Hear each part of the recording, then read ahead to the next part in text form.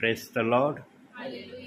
प्रभूच्या नावाला धन्यवाद देतो प्रियांनो मी, की प्रभूने पुन्हा एकदा आपल्या परिवारामध्ये आपल्या दासाला येण्यासाठी सहाय्यता केली. या भूतलावर प्रभूने सांगितल्याशिवाय सेवकाला कोणाच्या इथं जाता येणार नाही.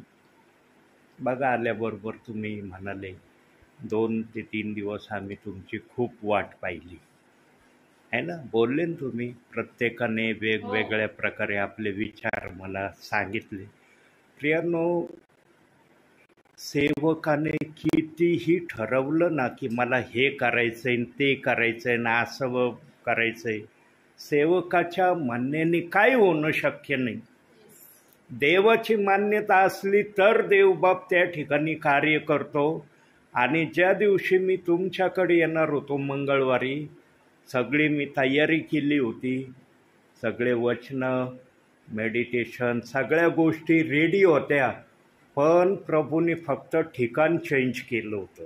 आणि तसे उद्गार संदेशामध्ये 2-3 वेळेस मी उच्चारलेत पण, की आज मला कोणत्या ठिकाणी जायचं होतं, पण देवबाप्पांनी मला कोणत्या ठिकाणी आणलं. त्या प्रकारचा आज रात्री तो संदेश डाउनलोडला टाकेन मी, तेव्हा तुम्हाला ऐकायला मिळेल की त्या परिवारात कशा प्रकारे प्रभू बोलला. प्रियांनो, देवाला हरवलेले मेंढरं जास्त लवकर शोधण्याची प्रभू तयारी करतो. हरवलेलं मेंढरू जर सापडलं ना, तर देवबाप तिथं जायला दिरंगाई करत नाही, वेळ लावित नाही. आणि जवळपास 6 महिने तो परिवार प्रभूच्या वचनापासून दूर होता. प्रियांनो, विश्वासणाऱ्याने ना कधीही वैयक्तिकरित्या किंवा अन्य मार्गाने आपल्या मनामध्ये गलत विचार कधी आणू नये. तुम्ही गलत विचार आणायला सुरुवात केली, समजून घ्यायचं तुम्ही वैयक्तिकरित्या की आम्ही प्रभूच्या आशीर्वादापासून दूर जायला सुरुवात आम्ही केली. जो वचनात राहतो तो जीवनात आहे. आणि जो वचनात राहतो ना तो कधी गैरसमज करून घेत नाही. वैयक्तिक विचाराने प्रभूपासून स्वतःला दूर ठेवण्याचा प्रयत्नही तो करत नाही. पण हे ख्रिस्ती जीवन आहे. ख्रिस्ती जीवनामध्ये काही गोष्टी अनुभव येण्यासाठी प्रभू काही गोष्टी होऊ पण देतो. कारण म्हणतात ना, ठेस लागलेल्या व्यक्तीला कळतं, ठेस लागल्यावर मला काय वेदना झाल्या, काय त्रास झाल्या, कशा यातना त्या मी बर्दाश्त केल्या. ठेस लागणं पण जीवनामध्ये महत्त्वाचं आहे. पण ती ठेस लागणं ना जाणून बुजून घेणं हे वाईट आहे. ठेस लागणं चांगली गोष्ट आहे. वचनात पण देवबाप्पांनी त्या संदर्भामध्ये विभिन्न तऱ्हेने वेगवेगळ्या मार्गाने सांगितलंय. पण स्वतःहून तुम्ही ठेस खाताना हे दुर्दैव आहे. तुम्हाला सैतानाच्या द्वारे जर एखादी ठेस लागली ना, तर प्रभू त्या ठेसेचा आदर करतो. बघा, योबाला ठेस मारण्याचं सैतानाने ठरवलं. देवबाप्पांनी डबल आशीर्वाद दिला का नाही योबाला? आहे ना साक्षीदारी योग त्या गोष्टीचा. कुणाला जरी माहिती नव्हतं, पण परमेश्वराला माहित होतं ना की योग स्वतःहून ठेस खात नाही, सैतान त्याला ठेस देत आहे.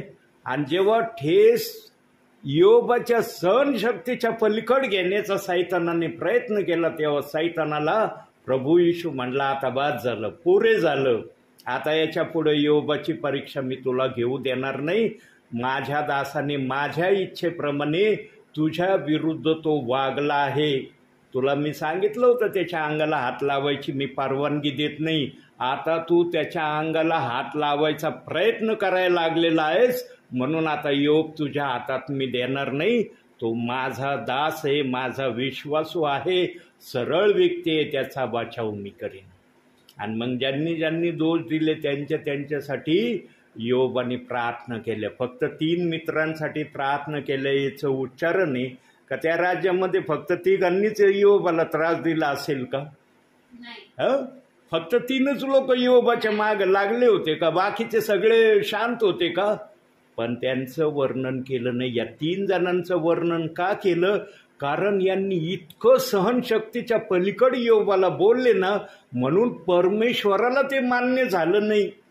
आणि मग परमेश्वर म्हणला, माझा दास योबाने जर तुमच्यासाठी प्रार्थना केली तर तुमच्या पापांची मी क्षमा करीन. माझा दास योबाने तुमच्यासाठी प्रार्थना नाही केली, तुम्हाला शिक्षा झाल्याशिवाय राहणार नाही. आणि जेव्हा ते 3 मित्रांना शिक्षेच्या प्रत आम्ही योबा विरुद्ध वागलो त्याची जाणीव झाली, तेव्हा ते जागे झाले.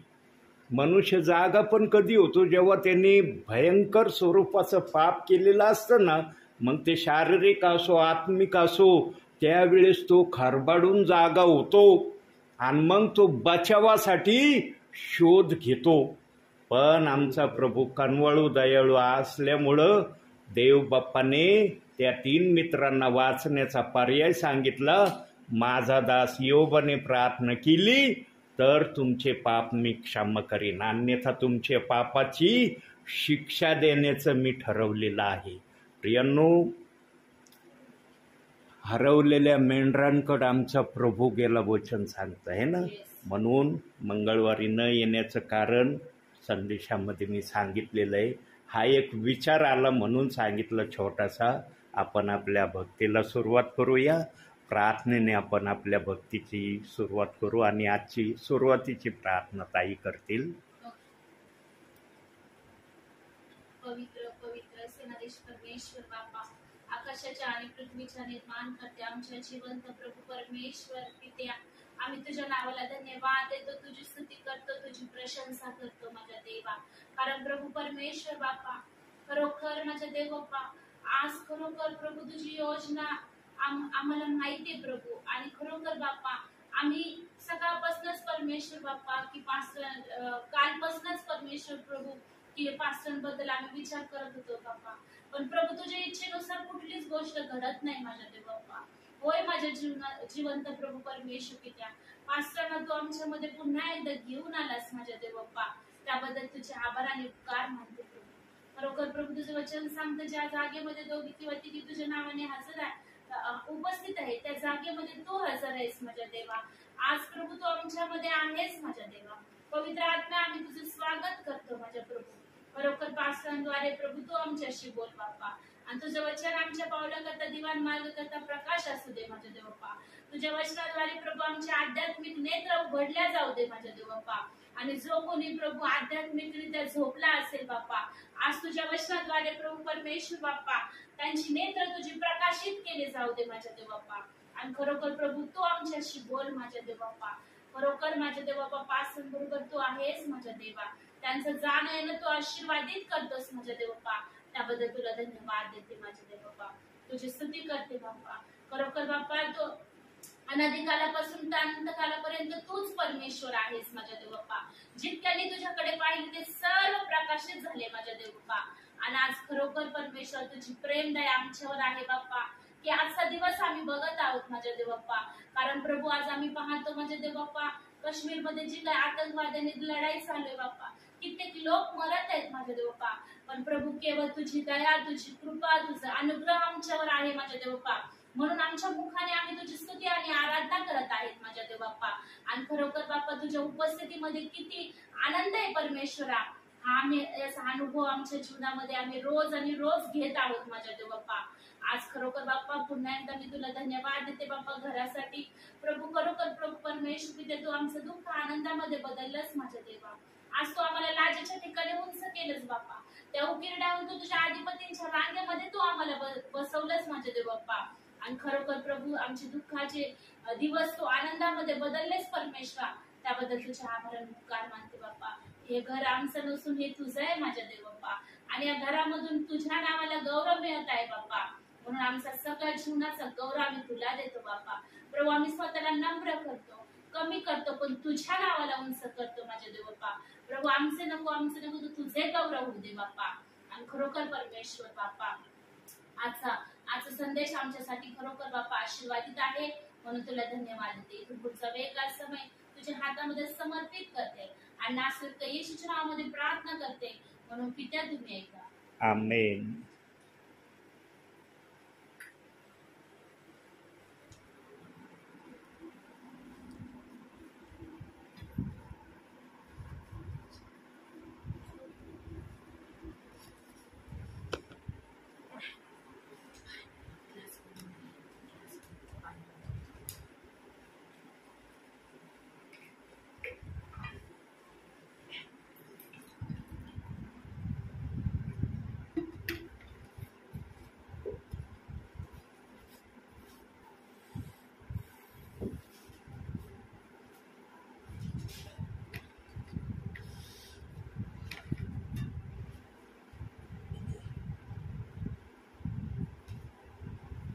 Praise the Lord. हालेलुया. प्रभूच्या नावाला धन्यवाद देतो. पुन्हा एकदा देवाजवळ इतकं सांगायला आहे ना. देवाने ज्या पण विचारावर बोट ठेवलं ना, त्या विचाराला सांगण्यासाठी देवाजवळ पुष्कळ उदाहरणं आहे, पुष्कळ मार्ग आहे. पवित्र आत्मा फक्त एका गोष्टीची काळजी घेतो. कोणत्या गोष्टीची काळजी घेतो? विश्वासणाऱ्यांना आशीर्वाद कसे मिळतील याकडे पवित्र आत्म्याचं लक्ष असतं. आणि त्या लक्षाला अनुषंगून सेवकाचा तो उपयोग करतो.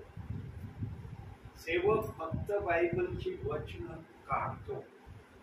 आणि माझ्याजवळ आज फक्त 4 वचनं देवबाप्पाने तुमच्या करता दिले. मी 5 वचनच्या अपेक्षा देवबाप्पाकडे केली. देवाच्या आत्म्याने मला दाखवलं 5वं वचन नाही तुला देणार मी, 4च वचन तुला आज मी बोलणार आहे.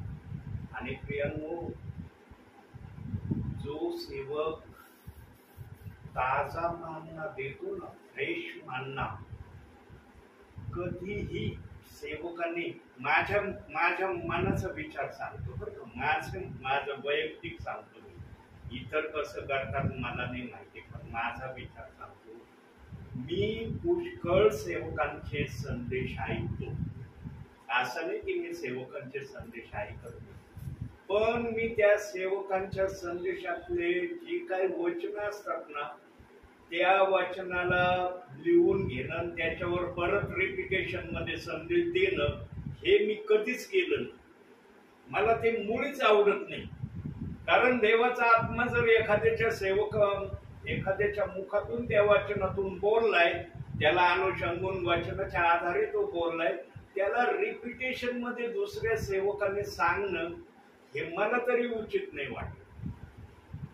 ताजा मानना देव बाप्पा करून घ्यावा आणि ताजं भोजन विश्वासणाऱ्यांना द्यावं. देणारा पवित्र आत्मा आहे ना. तुम्ही काळजी करू नका. तुम्ही जर 5% जमा केलं ना, पवित्र आत्मा निदान 80% तर पुरविल ना तुम्हाला. जरी 95% त्याला वाटलं नाही मला सेवकाला पुरवायचं, 80% तर पुरविल ना. आणि जर पवित्र आत्म्याने 80% सेवकाला पुरवलं नाही, तर मग सेवक कोणत्या आत्म्याने आलाय तुमच्याकडं? तो कोणत्या विचाराने आलाय प्रार्थनेला तुमच्या घरात? याचा विचार तर तुम्ही करता की नाही? प्रियांनो, पवित्र आत्म्याचं बोलणं तर फार निराळ बोलणं असतं. ते फक्त ज्याला पवित्र आत्मा ज्यांच्यामध्ये कार्यरत आहे ना, त्याला ती भाषा कळते. ज्याच्यामध्ये पवित्र आत्मा का कार्यरत नसेल ना, त्याला ती भाषा कळणार नाही. ते म्हणते नाराव, हे मला काय माझ्या बुद्धीला पटण्यासारखं बोलतो. पवित्र आत्मा कधी चुकीचं बोलत नाही. पवित्र आत्मा कधी कोणाची भावना दुखवित नाही. पवित्र आत्मा कोणाला खिन्न करत नाही. पवित्र आत्मा फक्त विश्वासणाऱ्यांना आनंदी कसं करता येईल आणि आशीर्वादाप्रत त्यांना कसं घेऊन जाता येईल याकडे लक्ष देतो आणि त्या अनुषंगाने सेवकाला चालतो.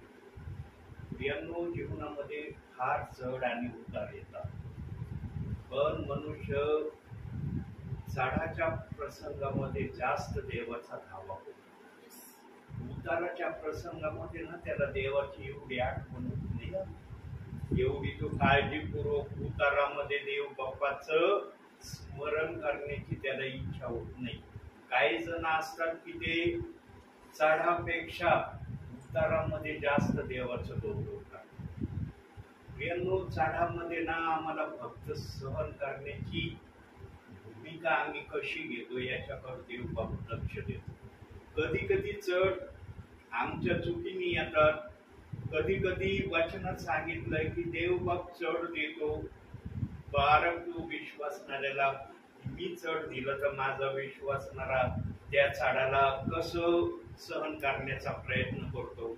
आणि तिसरा प्रकार सैतान आमच्यावर चढ आणण्याचा प्रयत्न. सध्या तरी या समयामध्ये सैतानच चढ आणण्याचा विश्वासणाऱ्यांवर प्रयत्न करतात. का करत आहे जरा पुरावा बघू काय करतो. कारण काही गोष्टीचे पुरावे बघणं पण गरजेचं आहे. जर शब्द येत आहे ना की चढ सध्या सैतानच आणतोय तर मग त्याला पुरावा असला पाहिजे ना. पुरावा असला तर खरं आहे ना ते की बाबा खरंच चढ सैतानच आणतोय. पाऊस काढूया प्रगटीकरण 20वा अध्याय 3रं वचन. सध्या विचारातून आपण चाललो ना, वचनाकडे आलो नाही आपल्या.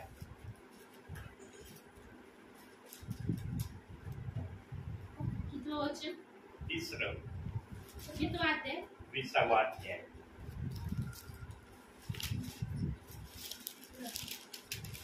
आणि तो 1000 वर्षे पूर्ण होईपर्यंत त्याने राष्ट्रांना आणखी ठपू नये म्हणून वरून बंद करून त्यावर शिक्का मारिला. त्यानंतर त्याला थोडा वेळ सोडिले पाहिजे. त्याला थोडा वेळ सोडिले पाहिजे. कोणाला सोडिले पाहिजे? सैतानाला. सैतानाला सोडलं पाहिजे असं दुसऱ्या आणि पहिल्या वचनात सांगितलेलं आहे. आता सांगा, इतका 1000 वर्ष अंधाऱ्या कोठडीमध्ये सैतान चाचपडत पडलेला होता. अंधार एकदम काळोखामध्ये तो होता. त्याला एकाएकी जर बाहेर काढलं तर तो सायरा वायरा पळत का नाही? अंधार बघू बघू त्याचे डोळे शिरले असतील का नसतील? उजेड पाहिजे त्याला इकडं जाऊ का हे करू का ते करू का असं करू का तसं करू? त्याच्या डोक्यातही चलबिचल चाललेली असेल का नसेल? पण त्यांनी आपली जी चलबिचल आहे ना फक्त ख्रिस्ती लोकांवर व्यक्त करण्याचं ठरवलं. त्याने पण डिसिजन आणि निर्णय घेतला की मी ख्रिस्ती लोकांच्याच माग लागेल, अन्य लोकांच्या माग लागणार नाही. म्हणून आज ख्रिस्ती विश्वासणारे निरनिराळ्या संकटात आहेत, निरनिराळ्या पेचात आहेत, निरनिराळ्या विचारात आहेत, निरनिराळ्या चिंतेत आहेत. आणखी काय काय असू शकतं ते मला सांगता येणार. पण जेवढं पवित्र आत्मा बोलतोय तेवढ्या विचारामध्ये आजचे तरी ख्रिस्ती विश्वासणारे काही जण आहेत. आणि जे अशा विचारामध्ये आहेत त्यांच्यासाठी फक्त एक बोध आणि इशारा देवबाप त्यांना देत आहे. प्रियांनो, देव बाप्पाला प्रत्येकाच्या मनातले विचार, अंतःकरणातल्या गोष्टी समजतात आणि त्याचं उत्तर पवित्र आत्म्याजवळ असतं. फक्त ऐकणाऱ्यांनी ते समजून घेणं आणि त्याप्रमाणे स्वतःला तयार करणं याची वाट देवबाप बघत असतो. कोणती गोष्ट आहे पाहूया जरा वचन. नीतिसूत्रे 16वा अध्याय 20वा वचन.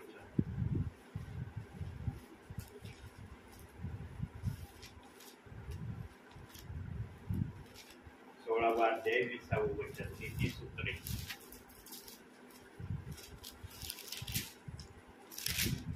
शहाणा मुलगा बापाला 16वा अध्याय 20वा वचन. जो वचनाकडे लक्ष पुरवितो त्याचे कल्याण होते. जो परमेश्वरावर भाव ठेवतो तो धन्य. तो धन्य आहे. जे अशा निरनिराळ्या पेचामध्ये विचारामध्ये ना जाणे कशा कशामध्ये आहेत ना त्यांना बाहेर निघण्याचा याच्याशिवाय सुंदर पर्याय कोणताच नाही. त्यांनी जर वचनाकडे लक्ष दिलं ना देवबाप तुमच्या शारीरिक चिंतेकडे लक्ष देईल. तुम्ही देवाला उंच करा, देवबाप तुम्हाला संकटातून बाहेर काढेल. पण आजचे विश्वासणारे काही जण, काही सेवक चिंता पाहिली ना, शास्त्रालाच हात लागली आणि मग देवालाच बोलायला सुरुवात कर. काय देव बाप्पा, मी तुझ्या नावात आलो, याच्यासाठी आलो का? असे प्रसंग माझ्यावर यावं यासाठी मी विश्वास ठेवला का? मी जगासमोर माझी त्रेता उडावी म्हणून मी तुझ्याकडे आलो का? काय त्यांना रागाच्या भरामध्ये काय त्यांच्या डोक्यात विचार येतील ते धाड धाड धाड धाड बोलल्याशिवाय राहत नाही. प्रियांनो, सुखामध्ये तर सर्व देव बाप्पाचा गौरव करतात निरनिराळ्या माध्यमातून, पण देवाचं खरंच आनंद आणि खरं गौरव दुःखामध्ये आहे. जो दुःखापेक्षा देवाला जास्त प्राधान्य देईल ना, त्याला देवबाप सहाय्यता केल्याशिवाय राहणार नाही. म्हणून वचनात सांगितले ना, जो कुणी माझ्या व्यतिरिक्त आपल्या आईला, बापाला, भावाला, नातेवाईकांना, इतरांना प्राधान्य देतो तो मला नापसंत आहे. सांगितलंय शुभवर्तमानामध्ये. येशू ख्रिस्ताचे शब्द आहेत ना, येशू ख्रिस्ताने आपल्या नावाखेरीज कोणालाच प्राधान्य मोठं न देण्याचं सांगितलंय त्या ठिकाणी. याचा अर्थ असा नाही की देवबाप्पांनी त्यांना प्राधान्य देऊ नये का, असं नाही म्हटलं, पण माझ्यापेक्षा मोठं प्राधान्य त्यांना नको हे त्या ठिकाणी सांगायचं. आणि प्रियांनो, मी असा सेवक आहे, माझ्या हातात शास्त्र आहे, शास्त्र हातात आहे आणि ते शास्त्र साक्षीदार आहे. प्रथम मी दुःखामध्ये सेवेला जायला कधीच कुचराई केली. दुःखामध्ये मी अधिक सेवा करण्यासाठी गेलो. प्रभू साक्षीला आहे की मी माझ्या भावी जीवनामध्ये या गोष्टीला जास्त प्राधान्य दिलं का नाही, आणि एक दिवस नाही दिलं, कित्येक वर्षापासून हे प्राधान्य मी देतोय. म्हणून आजपर्यंत सेवेत कोणत्या सेवकाने कशी सेवा केली ना, हे कोणाला जरी माहित नसलं ना, प्रभूला माहिती कोणत्या सेवकाने कशी सेवा केली, कशासाठी केली, आणि त्या सेवेचा हेतू आणि उद्देश सेवकाने आपल्या मनात काय ठेवला होता हे कोणाला जरी ओळखता आलं नाही, प्रभूला ओळखता येतं. प्रभू पासून काही एक लपलेलं नाही आणि लपू शकत नाही. म्हणून योनाला पण परमेश्वरापासून लपता आलं नाही. त्याने लपण्याचा भरपूर प्रयत्न केला, पण देव बाप्पाचे नेत्र जहाजाच्या खोलातल्या खोल स्थळापर्यंत गेले आणि योनाला नेत्रांनी पाहिलं परमेश्वराच्या. आणि मग परमेश्वराने ठरवलं याला जहाजाच्या खोल स्थळातून बाहेर कसं काढायचं. आणि मग देव बाप्पाने पुढचा उपाय जो केला तो आपल्याला माहित आहे काय उपाय केला. प्रियांनो, परमेश्वराला कोणतीही गोष्ट करणं अशक्य नाही. मी आता युट्यूबला एक साक्ष पाहिली प्रियांनो, आता रिसेंटली पाहिली, काही दिवसाची ती साक्ष आली, ऐकली नाही पूर्ण बर का, फक्त त्या साक्षीचं हेडिंग मी वाचलं, पण ती साक्ष मी ऐकली नाही. चांगले सुधारित विश्व व्यक्ती आहे. मरून 85 मिनिटं त्यांना झाले होते. 85 मिनिटं झाले होते त्यांना मरून. पण त्यांच्या पत्नीचा असा विश्वास, त्या पत्नीने आपल्या पतीसाठी प्रार्थना केली आणि त्यांचे मृत झालेले पती जिवंत झाले अशी साक्ष मी पूर्ण पाहिली नाही, ती फक्त हेडिंग वाचली. हेडिंग दिलं होतं 85 मिनिटं मेलेली व्यक्ती पुन्हा जिवंत झाली अशी हेडिंग होती. युट्यूबला मी पाहत होतो तेव्हा मला ही एक साक्षीचं हे भेटलं, पण ते मला ऐकायला मिळालं नाही, कारण माझ्या डोक्यात दुसरा विचार चालला होता युट्यूब वरून काहीतरी बघण्याचा. म्हणून मी त्याला नंतर पाहिन म्हणलं, नंतर म्हणता मी विसरून गेलो. पण बघा, संदेशामध्ये मला देवबाप आठवून देतोय की तू हे वाचलं पण पूर्ण पाहिलं नाही. प्रियांनो, आमचा प्रभू मेलेले व्यक्ती सुद्धा जिवंत करण्याची आमच्या प्रभूमध्ये ताकद आहे. 85 मिनिटं त्या व्यक्तीचा आत्मा त्या शरीराला सोडून गेला होता, पण पत्नीचा विश्वास मोठा, गेलेला आत्मा देव बाप्पाने पुन्हा त्या शरीरात आणला असं म्हणतात. बरं का, मला निश्चिती नाही माहिती, म्हणतात असं मी ऐकलंय बऱ्याच ठिकाणातून की मनुष्याच्या शरीरातून आत्मा निघाला ना, तो साधारणतः 3 दिवस आहे ना पृथ्वीवरच भ्रमण करत असतो. 3 दिवस तो फिरत असतो पृथ्वीवर. आता एक कितपत खरं आहे का खोटं आहे मला नाही माहिती, पण 4थ्या दिवशी तो आत्मा जातो मंगळ. 3 दिवस तो आत्मा या पृथ्वीवर पुढं भ्रमण करत असेल ते पण मला नाही सांगता येणार, पण एवढं मी ऐकलंय की 3 दिवस आत्मा या पृथ्वीवरच असतो, 4थ्या दिवशी तो देवाकडे जातो. तर मग 85 मिनिटं वृद्ध झालेली व्यक्ती एका विश्वासी स्त्रीच्या प्रार्थनेने जर पुन्हा जिवंत झालं म्हणजे तो आत्मा पृथ्वीवरच भ्रमण करत होता. कुठं फिरत असेल तो आत्मा मला नाही सांगता येणार, पण या बाईचा विश्वास मोठा. विश्वासानं आता बघा, ज्या ठिकाणी एखादी व्यक्ती मृत्यू झालेली असेल तिथं शांतता असते का हो? शांतता राहील का तिथं? प्रथम तर घरातले लोक रडतील, म्हणजे शेजार पाजारचे असले जर त्यांच्या संपर्कातले त्यांना पण हळहळ वाटेल. नातेवाईक यायला सुरुवात होतात, ते तर दरवाजांना देतात, तिथूनच ओरडत घरात यायला सुरुवात करतात. अशी ज्या ठिकाणी परिस्थिती आहे त्या ठिकाणी या बाईने विश्वासाने आपल्या पतीसाठी प्रार्थना केली. कदाचित त्या बाईच्या प्रार्थनेकडे कुणी लक्ष देत होतं का नव्हतं सांगता येत नाही आता आपल्याला, पण प्रार्थना केली आणि मृत झालेली व्यक्ती जिवंत झाली. मी ती साक्ष पूर्ण ऐकली नाही, पाहिली नाही, पण हेडिंग वरून मी सांगतो का, कारण विषय तसा निघाला म्हणून परमेश्वर काहीही करू शकतो, त्याला काहीही करणं संभव आहे हे प्रभूला तुम्हाला दाखवून द्यायचं आहे. प्रियांनो, जीवनामध्ये प्रभूने ना विश्वासणाऱ्यासमोर होय आणि नाही हे दोनच पर्याय ठेवलेले आहेत. मग ते शारीरिक जीवनामध्ये पण होय आणि नाही आहे, आत्मिक जीवनामध्ये पण होय आणि नाही आहे.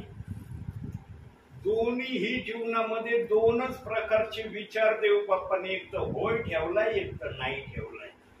पण जो विश्वासणारा, देवावर विश्वास ठेवून चालणारा असेल त्याने आपल्या भावी जीवनात कधी निगेटिव्ह विचाराला आपल्या बरोबर घेऊ नये. निगेटिव्ह विचार त्याला प्रभूच्या सानिध्यापासून दूर घेऊन जाणारे आहेत हे नेहमी विश्वासणाऱ्याने समजून घ्यावं. त्या गोष्टीकडे शक्यतो दुर्लक्ष करण्याचा सतत प्रयत्न केला पाहिजे, मग ते शारीरिक असो अथवा आत्मिक असो.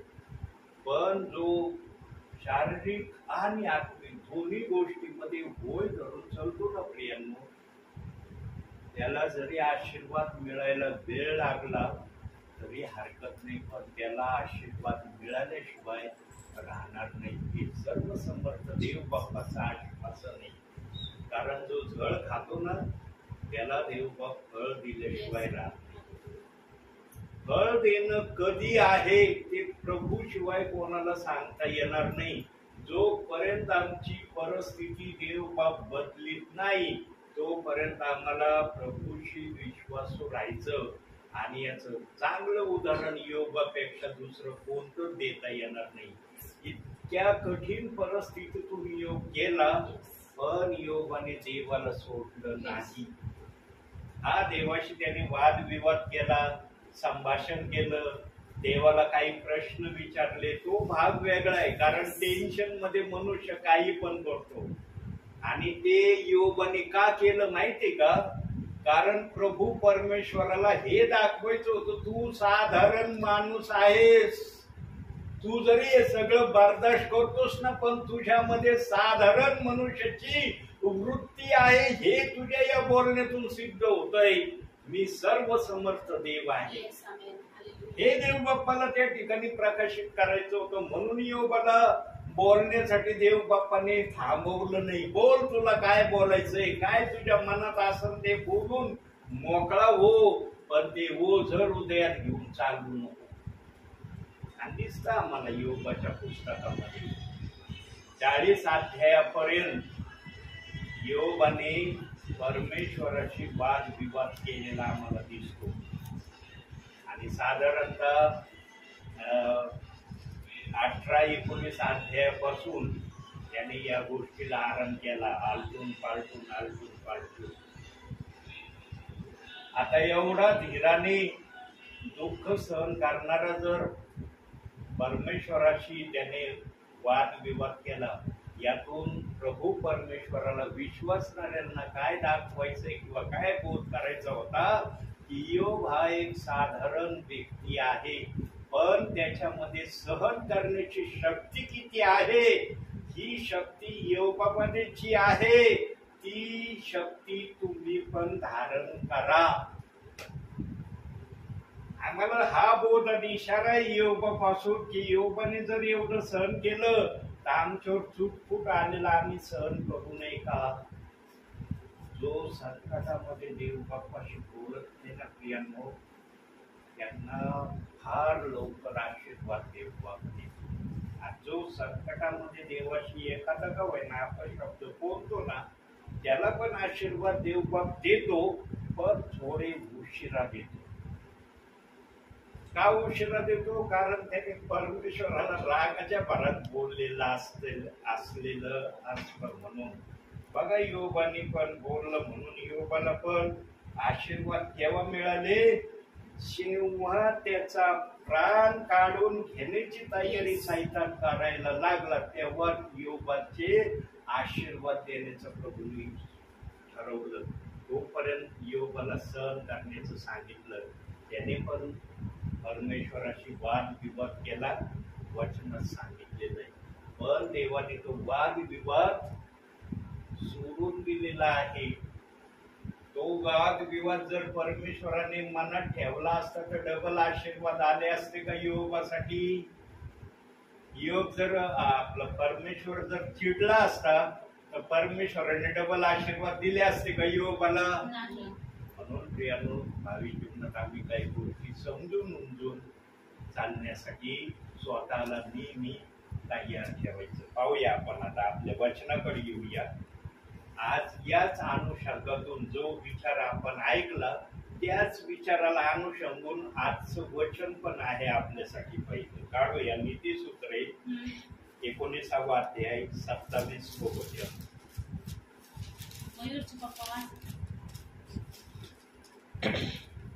माझ्या मुला, ज्ञानाची वचने सोडून भटकायचे असेल तर शिक्षण घे.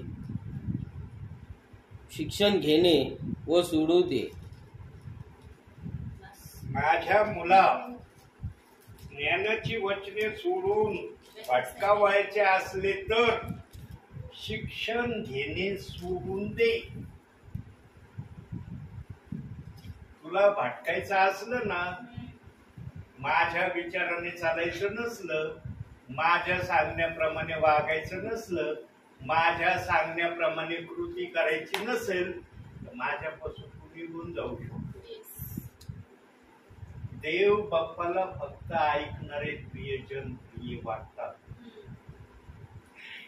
म्हणून बघा, डोंगरावर 3 दिवसाचं वचन देव बाप्पाने सांगितलं. जीव तोडून देव बाप्पाने डोंगरावर 3 दिवस वचन सांगितलं. निरनिराळ्या माध्यमातून देव बाप्पाने वचन त्यांना दिलं. पण किती जणांना ते वचन कळलं? फक्त 12 जणांना कळलं, बाकीच्यांना कळलंच नाही. काहींच्या डोक्यावरून गेलं असं,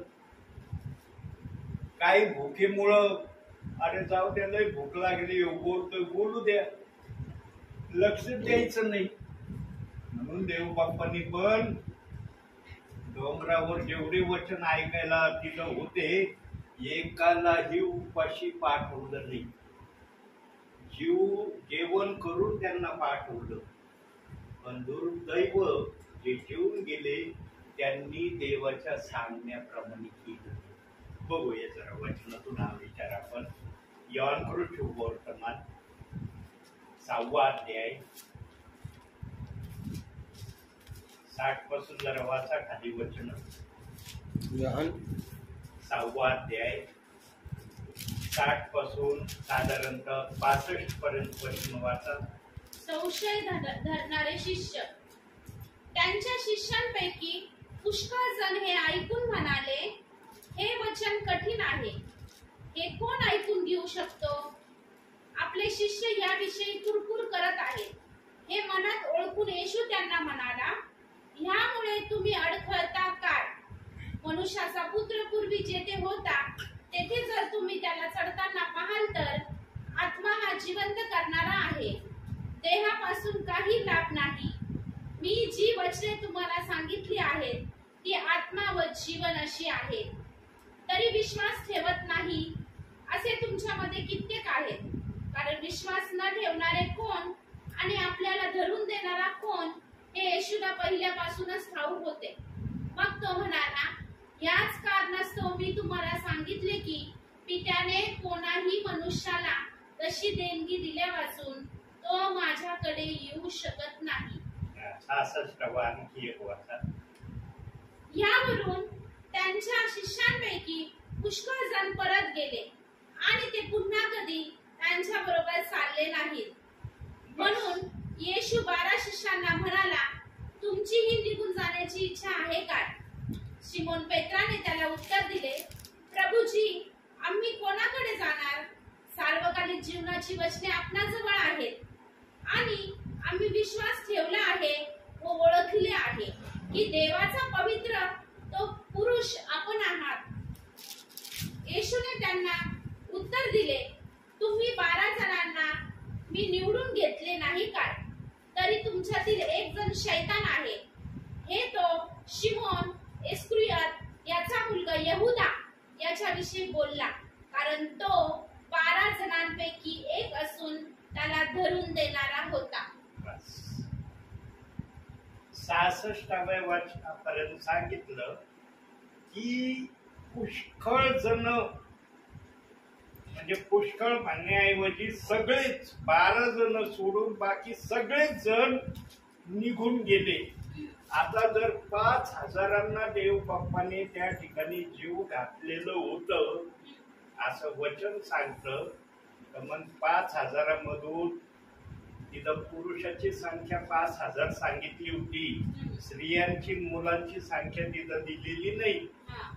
त्या ठिकाणी फक्त पुरुषच वचन ऐकायला आले होते असं नाही. कोणी परिवारासह आले असन, कोणी पती पत्नी म्हणून आले असतील, सर्वच पुरुष होते असं नाही.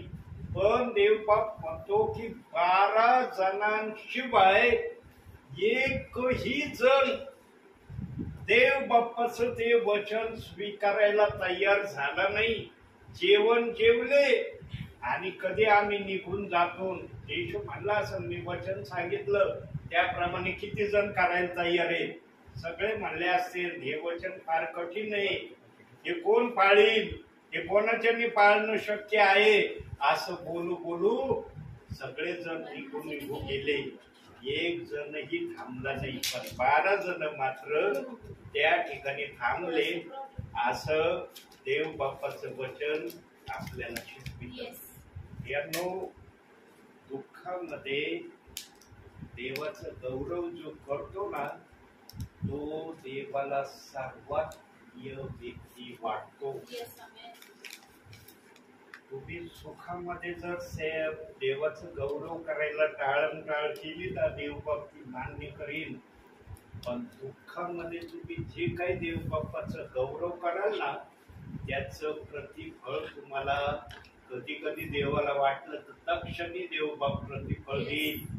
पण दुःखामध्ये केलेल्या देवबाप्पाच्या गौरवाचं तुम्हाला प्रतिफळ मिळणारच याची शाश्वती आहे. आणि ते पण लवकरात लवकर मिळण याची खात्री आहे. आणि त्यासाठी इथं वचन आलंय की ज्ञानाची वचने तुझ्यामध्ये पाहिजे.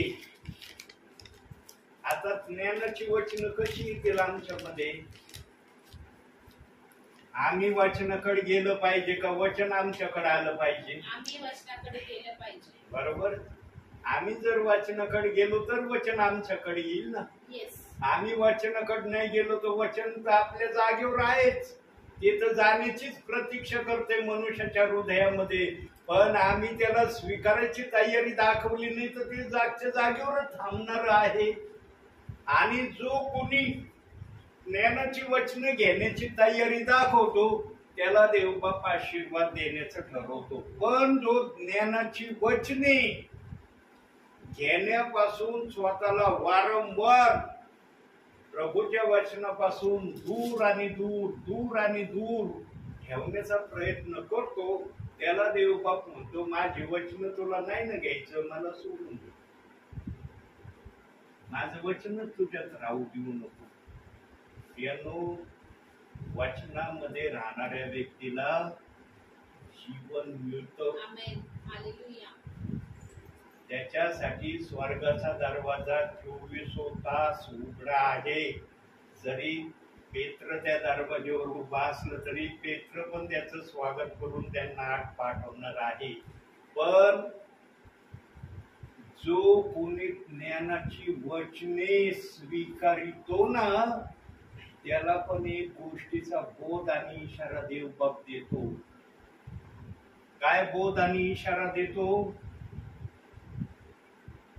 देवाचं वचन त्याला बोलतं की माझ्या वचनातून कोणत्याच शब्दाला कोणत्याच वचनाला कुरकुरीचं करायचं नाही, वादविवादाचं करायचं नाही, टार्गेटचं वचन करायचं नाही. आहे जशी वचन तसे सगळे वचन स्वीकारायचे आणि ते देवाच्या आत्म्यानेच लिहिलेले आहेत. आमच्या भावी जीवनाला सुधारण्यासाठी देव बाप्पाने ते आम्हाला दिलेले आहेत.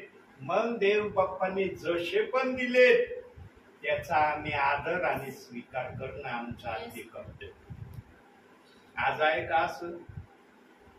आज म्हणता येईल का तुम्हाला की हे जे पवित्र शास्त्र आमच्या हातात आहे किंवा माझ्या हातात आहे या वचनाप्रमाणे प्रत्येक विश्वासणारा प्रत्येक देवाचा सेवक आज चाललेला आहे? येते म्हणतात का नाही येत म्हणतात?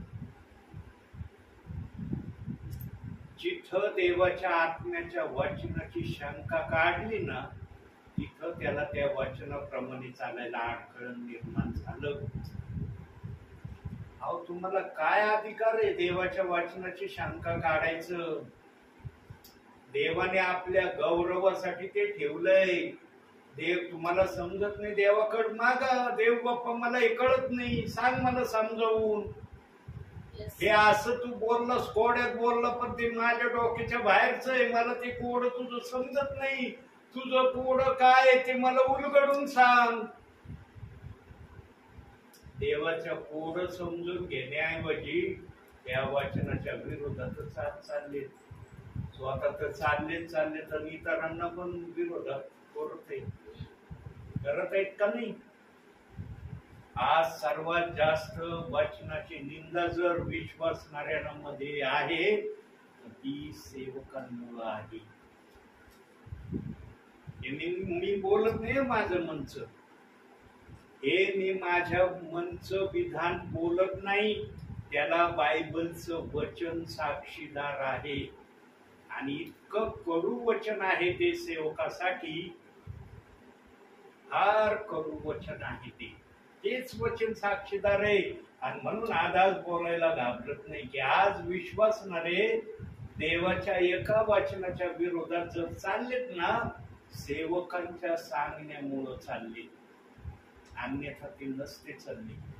आता साक्षीदार बघू. मी म्हटलं ना बायबलचं वचन साक्षीदार आहे. काढूया एचकेलचं पुस्तक 34 अध्याय 9 वचन.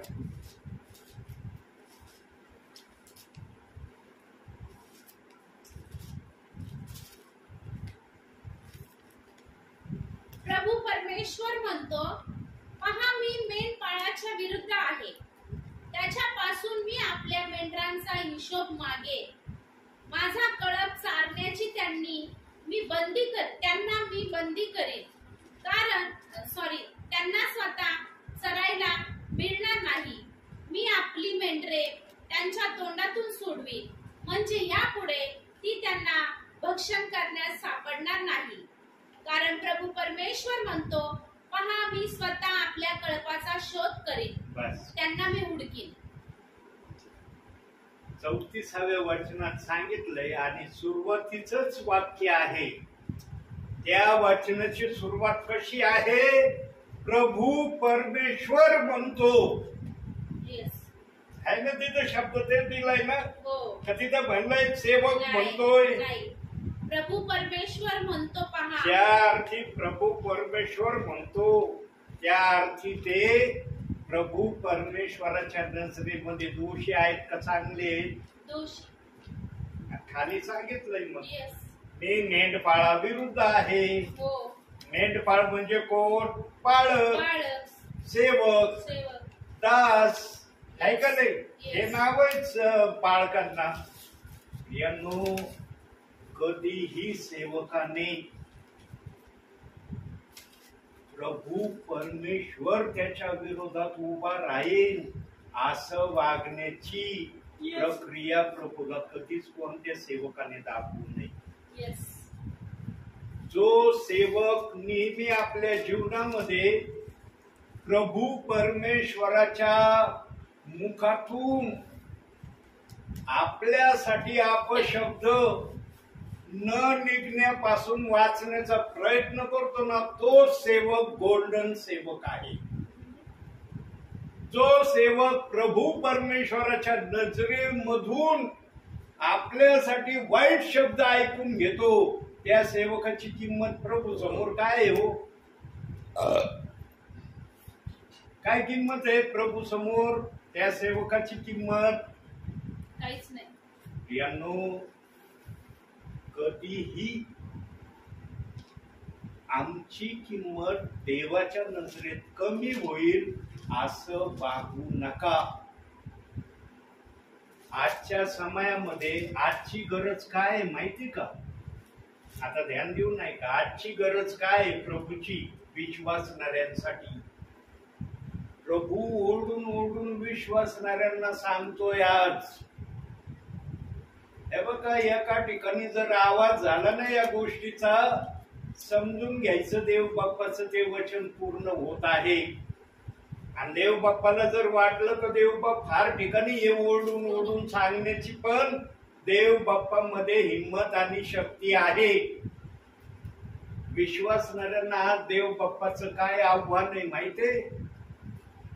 काय बोध आणि इशारा आहे माहितीये? विश्वासणाऱ्यांनी सेवकांचं तेच घ्यावं जे वचनाप्रमाणे आहे. जे वचनाच्या व्यतिरिक्त आहे, वचनाला दोष लावणार आहे, ते कदापिही विश्वासणाऱ्याने आपल्या जीवनामध्ये उतरवू नये आणि त्याप्रमाणे चालू पण नाही. आता येऊ द्या जरा, जसे डॉक्टर हाताची नस पाहिल्यावर काही डॉक्टरांना कळतं की या व्यक्तीच्या शरीरात काय हालचाली चालल्यात किंवा या व्यक्तीला काय होतंय, काही जाणकार डॉक्टरांना नस पाहिल्यावर कळतं. तसं देवबाप जर बोलतोय की विश्वासणाऱ्यांनी माझा बोध आणि इशारा काय ऐकावा काय न ऐकावं याविषयी जर बोललाय, तर ते नशीचं वचन कोणतं ते पण पाहूया आपण. प्रेषितांची कृत्य 2 अध्याय 38 वचन. पेत्र त्यांना म्हणाला, पश्चाताप करा व तुमच्या पापांची क्षमा व्हावी म्हणून तुम्ही प्रत्येक जण येशू ख्रिस्ताच्या नावाने बाप्तिस्मा घ्या, म्हणजे तुम्हाला पवित्र आत्म्याचे दान प्राप्त होईल. आज ठिकठिकाणी या वचनाविरुद्ध सेवक तर बोलतच आहेत, पण आता विश्वासी पण बोलायला लागले आणि सिस्टर पण बोलायला लागले. फक्त आता सेवकांच्या मुखातून हे शब्द नाही निघू राहिले. आता विश्वासी पण आणि सिस्टर पण या वचनाविरुद्ध विश्वासणाऱ्यांना गलत गोष्टी सांगायला त्यांनी पण प्रारंभ सुरू केलाय. आणि काय मुख्यत्वे करून सांगितलं जात आहे माहिती का या वचनाविषयी? हे वचन सांगणारा किंवा हे वचन ऐकणारा दोघं पण खोटे संदेष्टी. ऐकणारा खोटा आहे, बोलणारा खोटा आहे. आता सिस्टरांनी वाचलं वचन, त्याच्यात दिले का हे वचन खोट आहे म्हणून? नाही. दिलाय तिथं शब्द नाही. देवाची प्रॉपर्टी त्याचं वचन आहे. देवाच्या प्रॉपर्टी मध्ये देव आपल्या वचनाला कधी दोष लावेल का? देव बाप्पाने आम्हाला सुधारण्यासाठी ते वचन ठेवलंय. फक्त 2 बाप्तिस्मेचे वचन आणि 1 बाप्तिस्मा घेण्याची आज्ञा, त्याच्यामुळे ही सगळी गडबड झाली. इतकं मोठं कोड देव बाप्पाने का ठेवलं? कारण देव बाप्पाच्या मनामध्ये, त्याच्या समयामध्ये तो काय विचार करत होता किंवा त्याला काय प्रकाशन त्याच्या समायात दिसलं होतं ना, ते पूर्ण होण्यासाठी देव बाप्पा असं बोलला. 2 वचन ठेवले, 1 बाप्तिस्मा घ्या. आणि देवाच्या आत्म्याने माझ्या मुखातून 2-3 वेळेस सांगितलंय संदेशातून की 2 वचन घ्या, दिले, 1 बाप्तिस्मा कसा घ्यायचं सांगितलंय. तुम्ही जर माझे रेग्युलर संदेश ऐकलेले असतील तर आता मागील 4-5 महिन्यापूर्वी 3 वेळेस देव बाप या वचनातून कसा 1 बाप्तिस्मा घ्यायचा याविषयी बोललाय. काही ठिकाणी फोडून सांगितलंय, काही ठिकाणी शॉर्ट अँड स्क्रिप्ट मध्ये सांगितलंय. देवाला जसं पण तुम्हाला समजेल अशा अनुषंगाने देव बाप्पांनी तुम्हाला ते कळवलंय. पण ज्यांना कळल त्यांना समजेल, ज्यांना कळणार नाही ते आजही पेचात आहेत, घोटाळ्यात आहेत, शंकेत आहेत. आणि दुसऱ्याला पण पेचात, घोटाळ्यात, संकेत आणीत चालले. यांनो, सर्वात घातक कार्य काय माहिती का विश्वासणाऱ्याच्या जीवनामध्ये?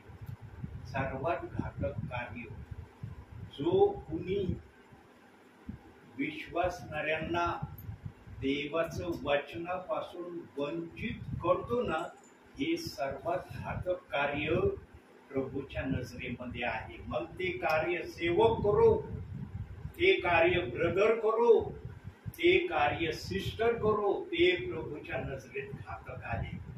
कारण देवाच्या आत्म्याने देवाच्या लोकांना वचनापासून वंचित राहण्याची कदापि आज्ञा दिलेली नाही. पवित्र आत्म्याने मान्यताच दिलेली नाही की तुम्ही वचनापासून वंचित राहा. अहो, बायबलच्या एका शब्दापासून वंचित न राहण्याची आत्म्याने आज्ञा दिली. मग 1 वचन तर फार लांबची बाब आहे, पण आज खुलेआम प्रेषित 2:38 वचनाची ठिकठिकाणी निंदा चालली. ठिकठिकाणी त्या वचनाची निरनिराळ्या माध्यमातून हेळसाळ चालली. मी पण माझ्या भावी जीवनामध्ये एक योजना प्रभूकडे ठेवलेली आहे. ठेवली बरं का, मी पण माझ्या भावी जीवनात एक योजना देव बाप्पाने पूर्ण केली, धन्यवाद. नाही केली, धन्यवाद. कारण त्यामध्ये देवाचंच गौरव आहे, त्याच्यात माझं काय आहेच नाही. माझं असतं तर मला दुःख होईल. त्याच्यात देवाचंच सर्वस्वी गौरव आहे. आणि ते काय मी योजना प्रभूकडे ठेवली माहिती का? माझ्या भावी जीवनामध्ये आपल्या नगरमध्ये एक तरी मीटिंग, ओपन मीटिंग, जसे आज बॉयज हायस्कूलच्या ग्राउंडवर मीटिंग चालली. आज 24 तारीख आहे ना, 2 दिवसाच्या मीटिंग चालल्यात आज बॉयज हायस्कूलच्या ग्राउंडवर. जी मीटिंग ज्यांनी पण आयोजित केली बॉयज हायस्कूलच्या ग्राउंडवर, अशा अनुषंगाची मीटिंग या दासाच्या जीवनामधून देव बाप्पाने एकदा तरी प्रेषित 2:38 वचनाच्या प्रमाणावर करून घ्यावी ही अपेक्षा मी देवाकडे केली. आज ओपन मीटिंग करणं इतकं सोपं काम नाही. पहिले मीटिंगसाठी पैसे मोजावे लागतात. माझ्याजवळ मीटिंग पुरते पैसे आहेत का? असलं तर मीटिंगचा विचार करणं योग्य आहे. तुमच्याजवळ मीटिंगचेच पैसे नाही, तुम्ही कसं काय मीटिंग करता? मी माझ्या भावी जीवनामध्ये प्रभूला सांगितलंय, प्रेषित 2:38 वचनाच्या प्रमाणावर स्वर्गीच्या देवा एक तरी मीटिंग बॉईज हायस्कूलच्या ग्राउंडवर या दासाकडून होते. भलं त्या मीटिंगला कितीही जण येऊ, साधारण 5 जण जरी त्या मीटिंगला आले ना, तर मी 5 जणांना ते वचन सांगायला घाबरणार. त्या ग्राउंडवर मीटिंग होण्याची मी इच्छा प्रभूकडे खूप वर्ष झाली. असं नाही की आज बोलतोय म्हणजे आज माझ्या मनात आले. जेव्हा या वचनात आलो, मी आल्यानंतर कोणत्या महिन्यात किंवा वर्षात मी देव बाप्पाकडे ही इच्छा प्रगट केली हे माझ्या ध्यानात याय नाही. पण मी देव बाप्पाला फार वर्षापूर्वी हे शब्द बोललोय की मला पण माझ्या भावी जीवनामध्ये एक तरी मीटिंग बॉईज हायस्कूलच्या ग्राउंडवर प्रेषित 2:38 वचनाच्या प्रमाणावर घेण्याची संधी दे. आतापर्यंत देव बाप्पाने ती इच्छा पूर्ण केलेली नाही माझी. भविष्यातलं देव बाप्पाला माहिती. यांनो, अशा इच्छा देव बाप्पाकडे करा तुम्ही की ज्या इच्छेमध्ये देवाचं गौरव आहे. तुमचं गौरव नाही पाहिजे त्याच्यामध्ये. तुमचं गौरव असल्यावर देव बाप्पा ऐकल की नाही ऐकल ती शंका आहे. पण देवाचं गौरव असलं तर देव बाप निश्चित करील, आणि नाही केलं तर धन्यवाद. प्रभू मी बोललो होतो, तू नाही ऐकलं, माझी काही चुकी. मी माझी इच्छा प्रकट केली होती पण तुला ती मान्य नाही झाली म्हणून तू होऊ नाही दिलं. माझ्यामध्ये तेवढं बळ ताकद नव्हती म्हणून मी करू शकलो नाही. बोलायला सेवकाजवळ पण प्रावधान असतं. माझ्याजवळ तेवढी ताकद असती मी केलं असतं, पण माझ्यात तेवढी ताकद नव्हती म्हणून मी तुला इच्छा सांगितली ना की माझी इच्छा आहे की असं असं तू करावं माझ्यासाठी. नेहमी चांगल्या गोष्टीची योजना देव बाप्पाला आवडते. आणि जो वचनच सोडून भटकायची तयारी करतो त्याच्यामध्ये काय असतं मग सांगा? ज्याला वचनच आवडत नाही, वचनापासूनच दूर राहायची इच्छा तो नेहमी करतो, त्यांच्याजवळ कोणते विचार असतील? म्हणून प्रियांनो, अंतिम समय तोलामोलाचा समय आहे. या समयामध्ये देवाच्या वचनाविरुद्ध जाऊ नका. देवाच्या वचनाला दोष लावू नका. दोष लावलेला असला तर त्याची क्षमा मागा. देव बाप्पाकडून क्षमा प्राप्त करून घ्या आणि देवाच्या इच्छेप्रमाणे करण्याची तयारी देव बाप्पाला दाखवा. जर तुम्हाला वचनाच्या विरोधात वागण्यासाठी, वचनाच्या विरोधात चालण्यासाठी जर कोणी शिक्षण देत असेल किंवा देण्याकरता तुमच्याकडे येत असतील, अशा शिक्षणाचा देव बाप्पाच्या सानिध्यामध्ये हा विचार ठेवून देव बाप्पाला याचं उत्तर विचारा. कोणत्या व्यक्तीला विचारण्याचा प्रयत्न करू नका. कोणत्या सेवकाला विचारण्याचा प्रयत्न करू नका. देव बाप्पाकडे याचं उत्तर विचारा. का मी हे शब्द बोलतो? कारण माझ्या भावी जीवनात मी प्रेषित 2:38 वचनाची भयंकर निंदा केलेली आहे. इतकी निंदा मी माझ्या जीवनामध्ये प्रेषित 2:38 वचनाची केलेली आहे की मला नाही वाटत माझ्यासारखी निंदा कोणत्या दासाने केली असेल किंवा कोणत्या विश्वासणाऱ्याने केली असेल. इतकी महाभयंकर निंदा प्रेषित 2:38 वचनाची मी केली. म्हणून मला देव बाप्पाने दर्शन दिलं आणि एक संधी मला दिली. तुला एकच संधी मी देतो. या संधीला जर तू योग्य प्रकारे आपल्या जीवनात उतरवण्याचा प्रयत्न केला तर तुला मी सहाय्यता करेन. जर या संधीला तो योग्य प्रकारे उतरवण्याचा प्रयत्न केला नाही, तुला जगातून काढून घेऊन जाईल. इतका प्रभूने कठीण शब्द मला बोलला.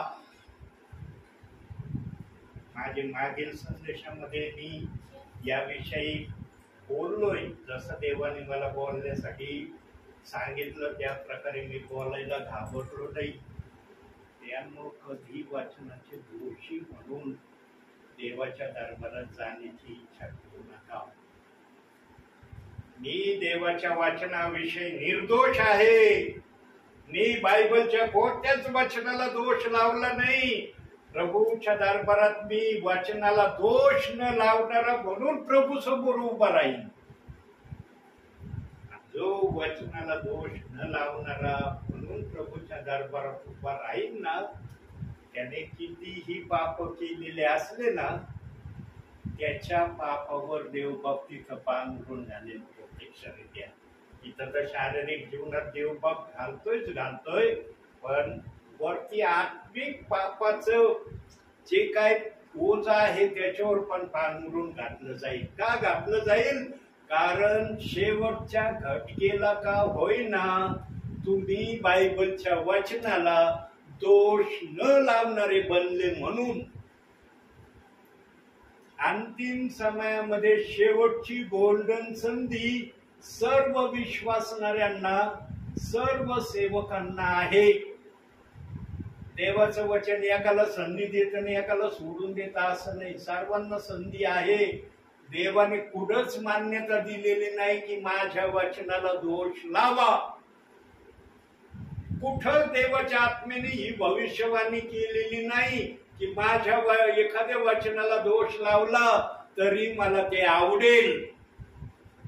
दिलाय का शब्द की माझ्या एखाद्या वचनाला दोष लावला तर मला मान्य आहे, मला आवडेल ते? असे उद्गार आहेत का प्रभूचे? जर प्रभूचे असे उद्गार नाही आणि असं वागणं आम्हाला जगामध्ये दिसतंय, मग समजून घ्या की देवाचं वचन आज कितपत योग्य रीतीने पाळलं जातंय याचा तुम्ही वैयक्तिक विचार करा. यांनो, एका व्यक्तीमुळं, फक्त एका व्यक्तीमुळं या प्रेषित 2 आरोपीस वचनाची निंदा जगामध्ये आली. एक व्यक्ती कोण असेल ते मला माहिती नाही. एक व्यक्तीने या वचनाची निंदा आणली, एकच व्यक्ती असेल, त्यानेच या वचनाचं गलत बीज टाकलं आणि ते बीज निरनिराळ्या ठिकाणी वाढत गेलं आणि ते आज जगाच्या कान्याकोपऱ्यामध्ये गेलं. एकच व्यक्तीने या वचनाला दोष लावले. तो व्यक्ती कोण असेल सांगता येणार नाही. म्हणून देव बाप्पाने त्या व्यक्तीचं नाव स्वर्गामध्ये गोल्डन अक्षरात लिहून ठेवलेले. त्या व्यक्तीचं नाव, त्याचं नाव पण साधारण नाव नाही, गोल्डन याच्यात लिहून ठेवलंय की माझ्या आत्म्याच्या वचनाला दोष लावणारा हा आहे. मग त्या दोष लावणाऱ्यामध्ये आज किती जण आहेत हे प्रत्येकाला माहिती आहे. जो कोणी विश्वासणारा, जो कोणी सेवक प्रेषित 2:38 वचनाला दोष लावतोय, तो देवाच्या नजरेमध्ये योग्य व्यक्ती असेल का? देव म्हणून का योग्य आहे तुम्ही? म्हणून प्रियानं, योग्य बनण्याची शेवटची संधी या समयात आहे आणि ही संधी हरेकांना भेटावी म्हणून आजही देवबाप मला आत्म्याच्या प्रेरणेने सेवेसाठी बाहेर पाठवतो. मी असं सेवेला जात नाही प्रियांनो. देव बाप्पाने मला पूर्ण खात्री दिली, तू पूर्णपणे वाचलेला आहेस माझ्या दासा, इतरांना वाचवण्यासाठी जा, माझा आत्मा तुला सहाय्य करेल. म्हणून मी सेवा करतोय. देव बाप्पावर मी हे सर्व सोपवले. देव बाप्पा, तुला जे योग्य वाटेल ते माझ्या जीवनातून तू केल्याशिवाय राहू नको. आणि देव बाप्पा करतोय माझ्या जीवनात. तुम्ही जर खरोखर आत्म्याने, खरेपणाने वचनाचे दोषी लावणारे जर देवाच्या नजरेमध्ये सिद्ध झाले ना, तुमच्यासारख्या आशीर्वादित या भूताला कृती देईल. देव बाप हे म्हणलं पाहिजे, मी म्हणून काय उपयोग? देव बाप म्हणलं पाहिजे, खरोखर हा परिवार माझ्या वचनाला दोष लावणारा नाही. किती धन्य आणि किती आशीर्वादित तुम्ही होताल प्रियांनो. शारीरिक तर होतालच होताल, पण आत्मिक जीवनात तुमच्यासाठी रेलचेल राहील. म्हणून प्रभू काय म्हणला बघूया जरा, वचनाचा आधार घेऊ आपण. मत्ती शुभवर्तमान 6वा अध्याय. काही गोष्टी जरा वचनाच्या आधारावर पण आपण सिद्ध करीत जाऊ. मत्ती शुभवर्तमान 6वा अध्याय 19 ते 21 तीनच वचन वाचायची. पृथ्वीवर आपल्यासाठी संपत्ती साठवू नका, तेथे कसर व जंक खाऊन नाश करतात आणि चोर घर फोडून चोरी करतात. तर स्वर्गात आपल्यासाठी संपत्ती साठवा, तेथे कसर व जंक खाऊन नाश करत नाही व चोर घर फोडी करीत नाही व चोरीही करीत नाही. कारण जेथे तुझे धन आहे तेथे तुझे मनही लागेल. त्यानो या धनाला इथं साठवू नका, वर साठवा. मत्ती 6:19 ते 21. ते धन कोणतं धन आहे? आत्मिक धन. येस. आत्मिक धनाविषयी देव बाप म्हणला की हे स्वर्गामध्ये भरपुरीने साठवा. याला लिमिट ठेवलेलं नाही प्रियानो. आत्मिक धनाला लिमिट नाहीये, पण शारीरिक धनाला देव बाप्पाने लिमिटेशन ठेवले पण का? शारीरिक धनाला लिमिटेशन आहे. म्हणून प्रभू म्हणला उद्याची चिंता करू नको, उद्याची चिंता माझ्यावर सोप. तुला अन्न वस्त्र खायला मिळालं ना, हेच तुझ्यासाठी शारीरिक आशीर्वाद आहे. म्हणून प्रियानो बघा, पृथ्वीवरचा एकही प्राणी, एकही पक्षी देव बाप उपाशी झोपवित नाही. आता पक्षी म्हणा, प्राणी म्हणा, जे कुणी असतील त्यांना देव बाप्पाने अन्न देऊन तृप्त केलं असेल. काही प्राणी अन्नासाठी शोध घेत असतील जंगलामध्ये, तो भाग वेगळा, पण काही जणांना देव बाप्पाने तृप्त केलं असेल. जर देवबाप प्राण्यांना पक्ष्यांना तृप्त करतो, आपल्या हाताने घडलेल्या मनुष्याला तृप्त करणार नाही का? यानो देवबाप तृप्त करतो, पण मनुष्यच असा आहे की त्याला शारीरिक धन साठवण्याची आजही इच्छा होते. आजही त्याच्या मनात विचार येतो, माझ्याजवळ शारीरिक धन असलं पाहिजे. चांगली गोष्ट आहे, शारीरिक धन साठवणं वाईट नाही, पण तेवढं साठवं जेवढ्या धनाला देव बाप्पाने मान्यता दिली. आत्मिक धनाविषयी सांगितलं का असं? आत्मिक धनाविषयी म्हणलं का स्वर्गामध्ये तुम्ही लिमिटेड आत्मिक धन साठवा असं लिहिलं का वचन? अनलिमिटेड आत्मिक धन साठवण्याची मुभा देण्यात आली, पण शारीरिक धनाला पृथ्वीवर साठवू नका याविषयी प्रभू बोललाय. प्रभूचं बोलणं त्यांना समजेल ज्याला आत्मा चालवित. ज्याला आत्मा चालवित नाही ना, त्याला प्रभूचं एक वर्ण तितकंसं समजणार नाही जितकं समजण्याची देवबाप त्या विश्वासणाऱ्याकडं अपेक्षा करतो. जाऊया दुसऱ्या वचनाकडे. आता फार सुंदरचा विचार देव बाप्पाने मला दुसऱ्या वचनाचा दिलाय. आता बघूया त्या वचनातून किती वेळ देव बाप बोलतोय. योगाचं पुस्तक काढूया, 32वा अध्याय 1 वचन. आता योगाबद्दल देव बाप किती बोलतोय बघू. 32 अध्याय 1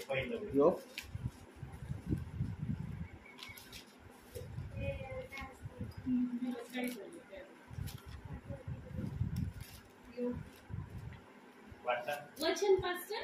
पहिलं, योग स्वतःच्या दृष्टीने निर्दोष आहे हे पाहून त्या तिघा पुरुषांनी त्याला उत्तर देण्याचे सोडून दिले.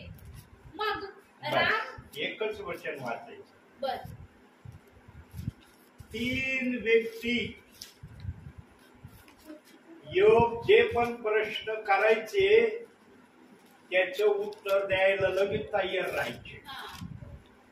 1:32. योबाने प्रश्न केला रे केला की हे तिघातला एक म्हणा त्याच्या प्रश्नाचं उत्तर द्यायचे. पण योबाने असे काही वाक्य बोलायला स्टार्ट केले, त्या वाक्याचं उत्तर तिघांनी दिलं नाही असं वचन सांगतं. आता योबाने असे कोणते वाक्य त्यांना बोलला असेल की त्यांना त्याचं उत्तर देता आलं नाही? जरा बघूया आपण आता योग कोणते वाक्य बोलला, कारण पुढचं वचन देवबापाने अगोदर दिलंय, मागचं नंतर सांगण्यासाठी प्रभू मला प्रेरणा देते. 31वा अध्याय योबाचं पुस्तक 35 पासून 40 वचन वाचा. माझे कोणी ऐकणारा असता तर किती बरे होते. हेच माझे दस्तखत सर्व समर्थाने मला जाब द्यावा. माझ्या प्रतिवाद्याचा लेखी आरोप दाखल झाला असता तर किती बरे झाले असते. तो मी आपल्या खांद्यावर वागवला असता. शिरोभूषणाप्रमाणे तो डोक्याला वेष्टीला असता. मी पावलाचा हिशोब त्याला दिला असता. त्याच्या जवळ मी सरदारासारखा गेलो असतो. माझ्या शेताने माझ्या विरुद्ध गाराने ऐकले असेल. त्याच्या सर्व तासांनी मिळून आक्रोश केला असेल. मोबदला दिल्या वाचून त्यातले पीक तुम्ही खाल्ले असेल. त्याच्या मालकाच्या प्राणोत्क्रमणास कारण झालो असेल तर त्यात गव्हाच्या ऐवजी काटे धोत्रे, जवाच्या ऐवजी कुसळे उगवत. येथे योबाचे भाषण समाप्त झाले. येथे योबाचे भाषण समाप्त झाले. शॉर्ट आणि स्क्रिप्ट मध्ये योबाने आपल्या जीवनावर आलेल्या संकटांना या वचनातून व्यक्त केलं. या वचनातून योबाने स्वतःच्या जीवनावर आलेले संकट, स्वतःच्या परिवाराचा झालेला विध्वंस या वचनातून व्यक्त केला. काय बोलतो योग? मी माझ्या जीवनामध्ये कधीही कोणाचं वाईट करण्याचं ठरवलेलं नाही. माझं वाईट झालं हे सगळेजण पाहतात हे मी मान्य करतो, पण माझ्या मनामध्ये कोणाचं वाईट व्हावं ही मी कधीच आशा धरली नाही. जेव्हा योबाने या वचनाला अनुसंगून आपल्या जीवन चरित्र या तिघांसमोर व्यक्त केलं थोडक्यामध्ये, तेव्हा 32व्या अध्यायाच्या पहिल्या वचनात सांगण्यात आलंय की या तिघांनाही योबाच्या या बोलण्याचं उत्तर देता आलं नाही. ते गप्प बसले. जेव्हा मनुष्याच्या विचाराची हद्द समाप्त होते ना, तेव्हा परमेश्वराच्या विचाराची हद्द सुरू होते. लक्षात ठेवा. कधी जिथं आमच्या विचाराची हद्द संपली ना, तिथून परमेश्वराच्या विचाराची हद्द सुरू होते. पण ही परमेश्वराच्या विचाराची हद्द त्यांच्यामध्ये सुरू होते जे प्रभूच्या वचनाप्रमाणे चालतात. जे प्रभूच्या वचनाप्रमाणे चालत नाही ना, त्यांच्यासाठी प्रभू विचाराची हद्द पुढे चालवित नाही. प्रभू पण सहाय्यता कोणाला करतो ना, ती ज्याला मिळती ना सहाय्यता त्यालाच कळती. आता योबाला हे प्रत्येक प्रश्नाचं उत्तर का देत होते? कारण योबाची परिस्थिती वाईट झाली होती. एका ड्रेसवर योग फिरत असन. आता भिकारीच्या अवस्थेमध्ये योग झाला होता, मग त्याच्याकडे काही 100 कपडे बदलेला असतील का रोज? भिकारी व्यक्ती रोज 100 कपडे बदलताना दिसतो का आपल्याला? आपल्याला दिसतात ना कधी कधी भिकारी. कित्येक महिने त्यांच्या अंगावर एक ड्रेस आपण पाहतो की नाही? कारण प्रियांनो, भिकारी व्यक्तीला पहिले कपडे नसतात. एका ड्रेसवर तो असतो. योग पण एका ड्रेसवर असेल. आणि योगाची ही दुर्दशा 3 जणांनी थट्टेमध्ये उडवण्याचा त्यांनी प्लॅन तयार केला. पण या 3 जणांना हे माहिती नव्हतं की योबाचा सहाय्यकर्ता त्याचा प्रभू परमेश्वर आहे. देव बाप आपल्या लेकराची तेवढी निंदा कधीच होऊ देत नाही जेवढी निंदा होण्याची इतर जण मनामध्ये योजना करतात. ध्यानात ठेवा प्रियांनो, ज्याच्या बरोबर यहोवा आहे ना, सर्व समर्थ प्रभू परमेश्वर आहे, त्याला घाबरण्याचं काही एक कारण नाही. तो जरी त्यांच्या समोर हा सहाय्य झाला ना, जिथं प्रभूला दिसल अरे हा सहाय्याच्या मार्गात आहे, तिथं प्रभू त्याला सहाय्य करायला उभा राहतो.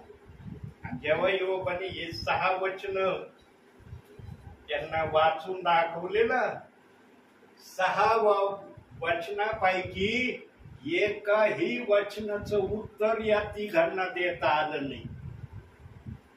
शांतता धरली त्यांनी. काय शांतता धरली? जिथं देव बाप बोलायला सुरुवात करतो ना प्रियांनो, तिथं मनुष्याला देव बाप्पा बरोबर चॅलेंज करता येत नाही. मनुष्य सर्वांना चॅलेंज करू शकतो, देवाला चॅलेंज करू शकत नाही. लक्षात ठेवा. जो म्हणेन ना मी देवाला पण चॅलेंज करेल, देव बाप म्हणेन तू काय निर्माण केलंस, तुला काय करता येतं मला सांग. योबाने विचारले असे काही प्रश्न योबाच्या पुस्तकात आहे. आणि प्रभू म्हणला हे तुझ्या अकलेने करता येईल का, हे तुझ्या विचाराने तुला घडवता येईल का, अशा बऱ्याच अनुषंगाचे प्रश्न उत्तर योबा बरोबर प्रभू परमेश्वर पण बोलला. त्यामुळे योबाचं पुस्तक वाचा प्रियांनो. मला देव बाप जसं देतोय तसं मी बोलत आहे. प्रियांनो, माझ्या बुद्धीला ना देव बाप्पाने आपल्या कंट्रोल मध्ये ठेवले. तुझी बुद्धी तुझ्या कंट्रोल मध्ये राहू दे, माझा आत्मा जे म्हणन ते बोल. आता योबाचं पुस्तक मी माझ्या भावी जीवनामध्ये 3 वेळेस पूर्णपणे वाचलंय. किती? 3 वेळेस वाचलंय. ध्यान देऊन वाचलंय. उगाच पुढं पाठ आणि मागं सपाट असं मी वाचन केलं नाही योबाचं, बरं का. ध्यान देऊन वाचलंय. पण देव बाप्पाला तेवढंच आठवू देतो जेवढं देव बाप्पाला मान्य आहे.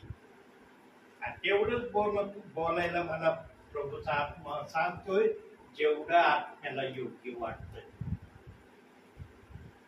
माझ्याजवळ योगाचे भरपूर अनुभव आहेत प्रियांनो, पण देवाला तुम्हाला आशीर्वाद मिळण्यासाठी जे योग्य आहे तेच माझ्या मुखातून देव तुम्हाला कळवित आहे. प्रियांनो, जो विश्वासणारा योगाला आपल्या जीवनामध्ये आदर्शाचा कित्ता घेऊन चालेल ना, तो विश्वासणारा जीवनामध्ये कधीच संकटामध्ये घाबरणार नाही. पण जो योगाला आपल्या जीवनामध्ये आदर्शाचा कित्ता घेऊन चालणार नाही ना, मग तो संकटामध्ये कसा चालेल हे विश्वासणाऱ्यालाच माहित असेल. पण जर तो प्रभूच्या वचनावर चालणारा असेल तर प्रभू त्याला सहाय्यता केल्याशिवाय राहणार नाही. प्रियांनो, आज प्रेषित 2:38 वचनाला दोष लावणारे देवाच्या नजरेत कसे असतील? क्षणभर विचार करा, कसे असतील ते. देवबाप प्रसन्न होत असेल त्यांना? तुम्ही निंदा करता मला फार आनंद होतोय, मी फार आनंदाच्या उड्या मारतोय तुमच्या निंदेने असं म्हणत असेल तर प्रभू परमेश्वराचा आत्मा काय म्हणतोय? प्रभू परमेश्वराचा आत्मा माझ्या वचनाला दोष लावू नको. तशा अनुषंगाचे वचन दिले. एक वचन कोड्यामध्ये ठेवलेलं आहे, पण ते जरा विपरीत तऱ्हेच्या कोड्यामध्ये ठेवले. कोणतं वचन आहे बघूया. मध्ये कृष्णवर्तमान 12वा अध्याय 32वा वचन. 12वा अध्याय 32वा वचन. फार कोड्यामधलं हे वचन आहे बरं का.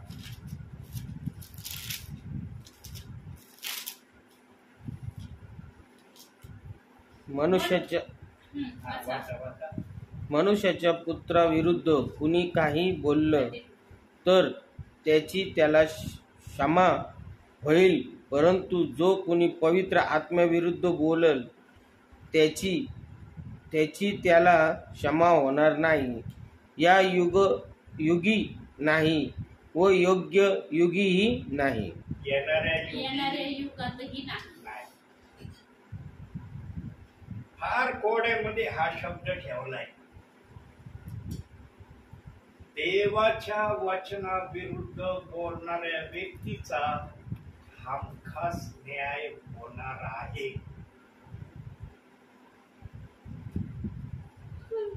जो कोणी देवाच्या वचनाच्या विरोधात अपशब्द बोलतो त्याचा न्याय हमखास लिहिलेला आहे. ही काळ्या दगडावरची पांढरी रेष आहे.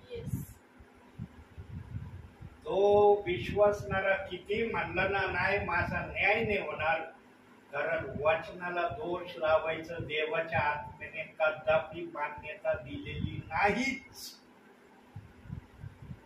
म्हणून प्रगटीकरणाच्या शेवटच्या पुस्तकात शेवटचा विचार देऊन देवबाप त्या वचनाविषयी बोलून शांत झालेला आहे. तिथं सांगण्यात आलं याच्यात काही घालू नको, याच्यातून काही काढू नको. अशा अनुषंगाने देवबाप आपल्या इच्छेने आपल्या मर्जीने कोड्याने आपलं वचन आपल्या पवित्र ग्रंथात त्याने ठेवलंय. फक्त हे समजण्यासाठी आम्हाला पवित्र आत्मा पाहिजे. तर आम्हाला हे सांगता येईल. पवित्र आत्मा नाही ना आम्हाला सांगता येणार नाही. देवाने बायबलला दोष लावायची मान्यता कदापिही दिलेली नाही. थोडक्यात सांगायचं म्हणजे, आणि जे कोणी आज बायबलच्या वचनाला दोष लावतंय हे न्यायाला आमंत्रण देत आहे. आता तुम्हाला न्यायाला आमंत्रण द्यायचे का? न्यायासमोर उभं राहण्याची अपेक्षा तुम्हाला करायची का? जर तुम्हाला न्यायाची अपेक्षा असेल तर द्या तुम्ही पण त्या वचनाला दोष, वागा त्या वचनाच्या विरोधात, करा त्या वचनाच्या विरोधात जे काही तुमच्या मनात येईल ते. पण लक्षात ठेवा, ज्या दिवशी प्रभूचा न्याय येईल त्या दिवशी देवबाप प्रत्येक केलेल्या तुमच्या सुईच्या टोका एवढ्या चुकीचं उत्तर तुमच्याकडून मागत. देवबाप प्रश्न करील, उत्तर तुम्हाला द्यावं लागेल. योबाच्या मागे लागलेले 3 मित्र हेच करत होते. अरे तू लाचारी झालास, तू भिकारी झालास, तू बेघर झालास, तू आज इकडं तिकडं दिसता भटकतोस, तुला कुठंच राहायला थारा नाही. का नाही? कारण तू तुझ्या जीवनामध्ये देवाच्या विरोधात इतका वागलेला आहे कठोर, म्हणून देवाने तुला अशी तुझी अवस्था केली. एखाद्यावर संकट असलं ना तेव्हा कुणी पण काही पण त्याला बोलतं, नको ते शब्द त्याला ऐकून घ्यावे लागतात. योग तर लाचार झाला होता, असहाय्य झाला होता, पण योग लाचार का झाला होता हे देव बाप्पाशिवाय कोणालाच माहिती नव्हतं. सैतानाला प्रभू परमेश्वरालाच माहित होतं योग हा मोहरा असा का झालेला आहे. कारण सैतानाला हे सिद्ध करायचं होतं की मनुष्यावर संकट आले ना, मनुष्य देवाला जुमानीत नाही, मनुष्य देवाच्या विरोधात चालतो, किंबहुना तो देवाला सोडून देण्याची पण हरकत घेण्याची माघार घेत नाही. हे सैतानाला प्रभू परमेश्वराला दाखवायचं होतं. पण प्रभू परमेश्वराने पण सैतानाला अगोदरच उत्तर दिलं, तू माझा दास योब, याला जेवढा त्रास द्यायचा तेवढा त्रास दे, पण माझा दास योब मला कदापि सोडून देणार नाही.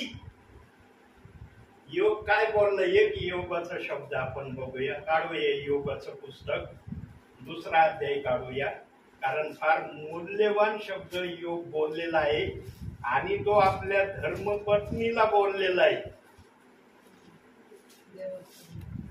योगाचं पुस्तक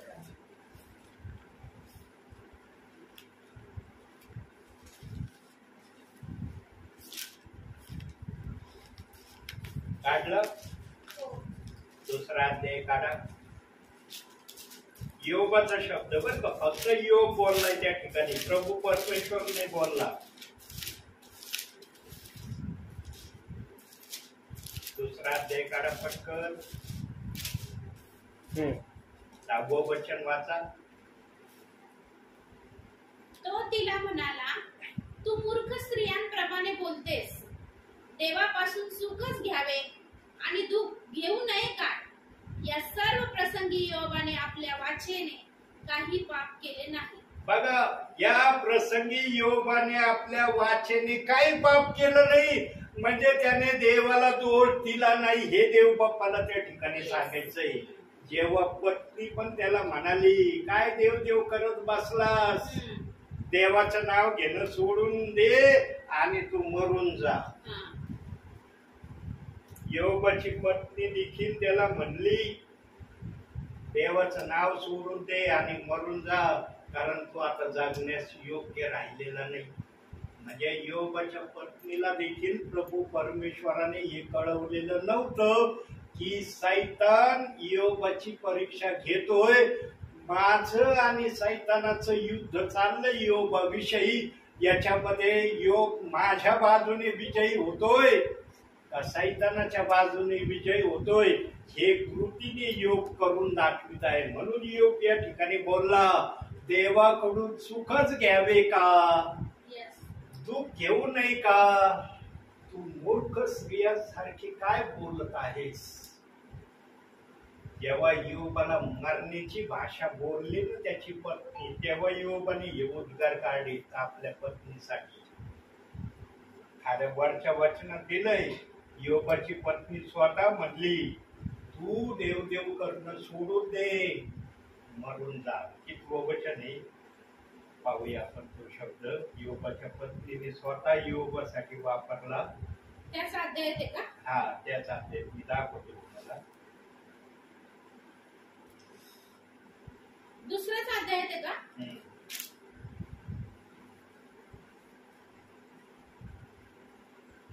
त्याची पत्नी बोलते का त्याला? हो.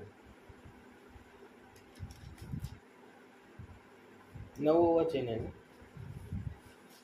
9 आहे का? हा, वाचा. तेव्हा त्याची स्त्री त्याला म्हणाली, तू अजून स्वतः धरून राहिलास आहात. सत्व धरून राहिला आहे का? देवाचे नाव सोडून द्या आणि मरून जा. बघा, देवाचं नाव घेणं सोडून द्या आणि मरून जा. बघा, 9व्या वचनात सांगितलंय. मला जरी वचन आठवत नसलं, पण देव बाप्पाला आठवण करून देतो की याच अध्यायामध्ये ते शब्द योबाची पत्नी बोलली. जेव्हा योबाचा प्राण देण्यापर्यंतची पत्नी त्याला बोलली, तेव्हा योबाने त्याच्या त्या प्रश्नाचं उत्तर दिलं. सुख न घेता मला दुःख आलंय, मी आनंद मानतोय, तू कशाला मला मारण्याची भाषा बोलू राहिली? म्हणजे त्याच्या पत्नीने पण योबाची साथ सोडून दिली, हे ते वचन या ठिकाणी सिद्ध करतं. म्हणून देवबाप्पा म्हणतो, जगामध्ये तुम्हाला सगळे सोडून देते, मी कधी तुला सोडणार नाही, कधी तुला टाकणार नाही. देव बाप्पाचा आमच्यासाठी आश्वासनाचा शब्द आहे प्रियांनो. फक्त आम्ही देवाशी विश्वास असलं पाहिजे. म्हणून शिष्यांना पण तो काय बोलला, ज्यांनी माझ्यासाठी आपले घरे दारे भाऊ बहिणी नातेवाईक सर्वांना सोडून दिलं, त्यांना या युगी आणि येणाऱ्या युगी मुबलूक भाऊ बहीण आणि नातेवाईक मिळतील. बोललं ना शुभ वर्तमानामध्ये, 4 शुभ वर्तमानामध्ये येशूचा तो शब्द आहे. आणि प्रियांनो, आज आम्ही म्हणतो ना, ख्रिस्तामधले एक मंडळी, एक परिवार, एक आत्म्याचे, हाच आमचा तो परिवार आहे. जगाच्या कानाकोपऱ्यात जे कोणी येशू ख्रिस्ताच्या नावावर विश्वास ठेवणारे आहेत, ते आमच्या परिवाराचे सदस्य आहेत. भले ते कोणत्याही आडनावामध्ये असो, परंतु प्रभू मध्ये आम्ही एक परिवार, एक सदस्य आणि आमचा मस्तक प्रभू आहे, हे ते वचन त्या ठिकाणी पूर्ण करत आहे. यानं आम्ही फार धनवान, देव बाप्पाची प्रॉपर्टी आहे. पण आम्ही वचनाकडे लक्ष देत नाही ना, म्हणून आम्हाला कधी कधी समजत नाही की आम्ही फार धनवान देव बाप्पाची प्रॉपर्टी आहेत. म्हणून ही चुटपुट आलेली संकट आहेत ना, आम्हाला ह्या प्रॉपर्टीला समजू देत नाही कधी कधी. म्हणून देव म्हणला जो वचनाकडे लक्ष देतो त्याचं कल्याण होतं. कोणत्याही ठिकाणातून देवबाप आपल्या वचनाला योग्य त्या ठिकाणी आणून सांगायला समर्थ.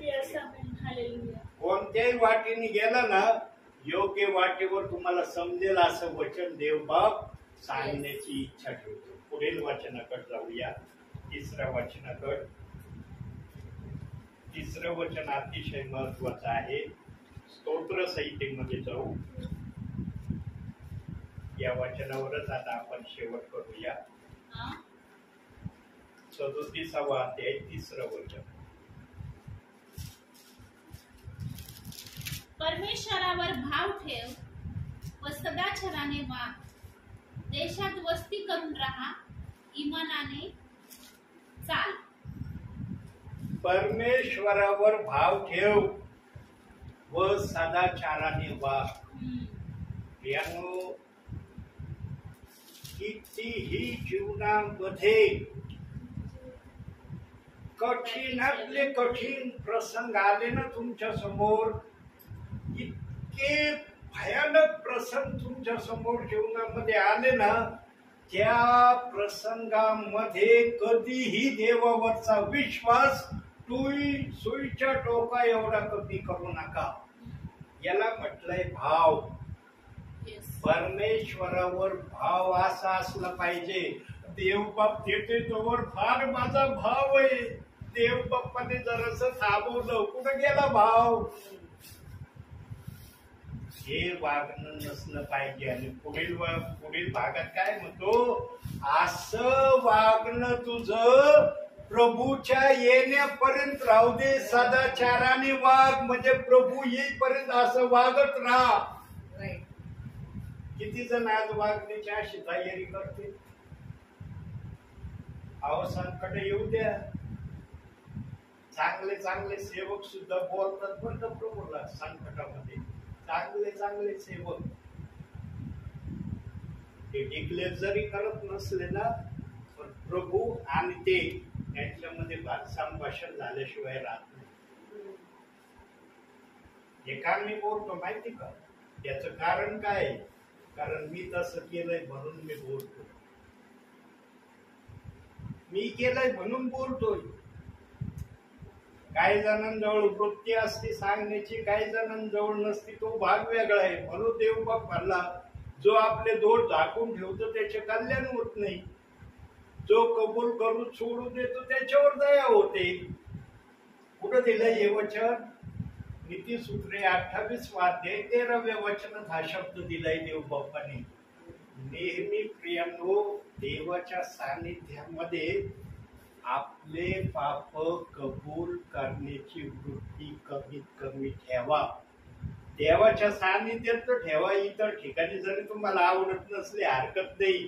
देवाच्या सानिध्यात पवित्र आत्म्याच्या उपस्थितीमध्ये तर हे तुम्हाला गोल्डन संधी देवबाप देतो. या संधीचा उपयोग तर करा. इतर ठिकाणी मनुष्य आपली इज्जत, आपली मान मर्यादा राखण्यासाठी काही गोष्टी बोलत नाही. तो भाग वेगळा. देवबाप्पाला पण ते कळतं. म्हणून वचन आलं, एखादी गोष्ट गुप्त ठेवणे या देवाचं गौरव आहे. देवाची निंदा होऊ नये माझ्या अशा वागण्यामुळं किंवा माझ्या अशा आचरणामुळं. म्हणून काही गोष्टी देवबाप्पाला गुप्त ठेवू. पण देवाच्या उपस्थितीमध्ये जर आत्मा म्हणतो काही गोष्टी बोल, तर का तुम्ही बोलत नाही? मनुष्याने सर्व ठिकाणी हर गोष्टीची लाज बाळगावी. देवाच्या उपस्थितीमध्ये कधीच लाज बाळगू नये. मग ती शारीरिक असो, आत्मिक असो. देवाचा आत्मा म्हणला ना बोल, लगेच बोलून मोकळं व्हायचं. पुढचा विचार नाही करायचा. प्रार्थनेनंतर हे माझ्यासाठी काय विचार करतील, हे काय विचाराने माझ्या गोष्टीला आपल्या जीवनात ठेवतील, ते देव बाप्पावर सोडा.